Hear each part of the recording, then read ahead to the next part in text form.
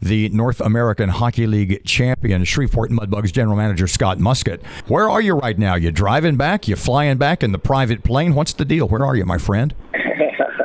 No, I'm actually driving over to Madison, Wisconsin. There's a USHL camp going on there. They've got their main camp, and there's some players that I want to see. And my youngest boy has been invited to their main camp, so I'm going to go watch him play and watch a few guys that we've got on our radar for the Mudbugs. So you're a champion now. Tell us about the game last night. Tell us about what you saw. Greg said that it was the Mudbugs maybe playing their best game of the year. I really think that this team has, the leadership job that David Brazil and Gio and Metcalf and those guys did, it was just, it's honestly beyond words.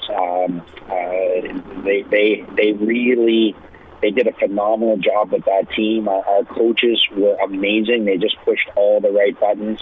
And I'll tell you, it goes right down to our fans were sensational. We even got the best announcer in the game, brother. Oh, I'm sorry. I was listening to your answer. Greg, go ahead. Muskie, this had to be one of the hardest years of hockey ever with all of the COVID stuff and everything that's gone on. To finish it off with a championship, like, what does that mean for the players, for the coaches, for the organization, and for you? You know, it's a crazy thing. Like, you never, ever, ever want to get to the point in life where you just think that winning is just what you do, because it's just not. And winning a championship is never anything short of, truthfully, it's never anything short of amazing. It's so special when it all comes together like that. And this year, you know, it was, like we say, it's the dirty South. You know, it's such a tough division to play in, and every night is just a physical pounding. And you know, I think that the referees did a really good job in the South of letting the guys get tough, and learning how to play big boy hockey. And I honestly, I really believe that when it came down to the championship, I think that we were playing big boy hockey at a very high tempo, and our coaches just had us really prepared to play well connected, heavy, fast hockey. And I think that Aberdeen was a really good hockey team, but I don't think they've seen a whole lot of what we brought enough to really be prepared for that.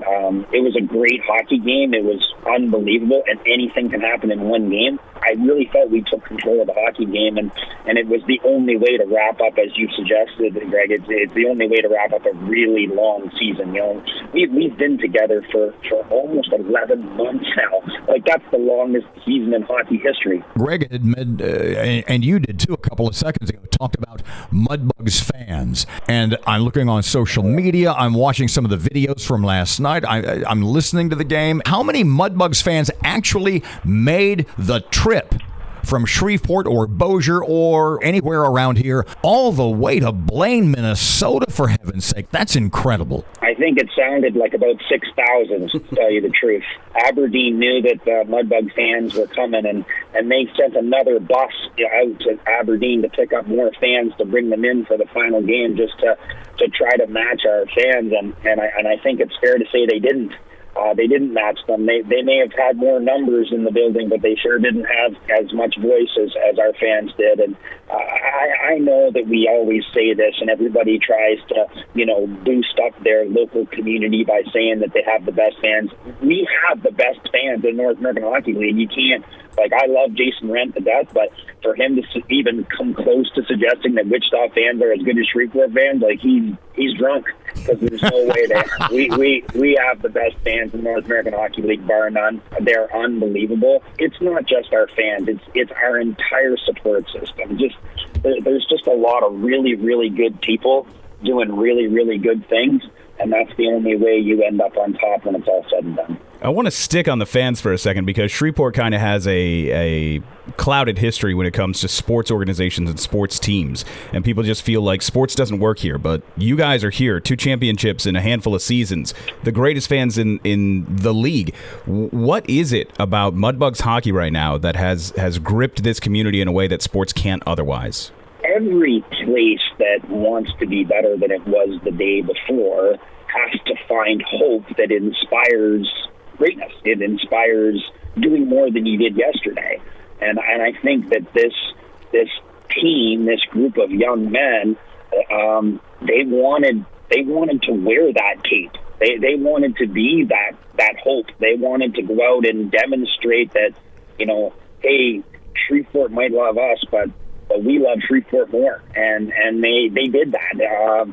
I had more people come up to me and talk to me about what a great group of guys they are, how involved. Like, this was a tough year to be involved in your community, because of COVID, you couldn't go here and you couldn't go there. But it didn't stop these guys from reaching out to people, not just through their play, but, emotionally and through social media and stuff like that. It was a really, really special group of guys and a really, really special season. I think that bonds people together. And I've been talking to a whole bunch of past Mudbug players, probably more than ever before any of the other championships that we've won. Guys were reaching out and how proud they were to be a part of the organization. And I think that has spread throughout the fans and the community. Shreveport is a great place to live. We just have to kind of convince Shreveport sometimes that that's the case. And I think this team just once again says, hey, here's another thing that Shreveport can be proud of.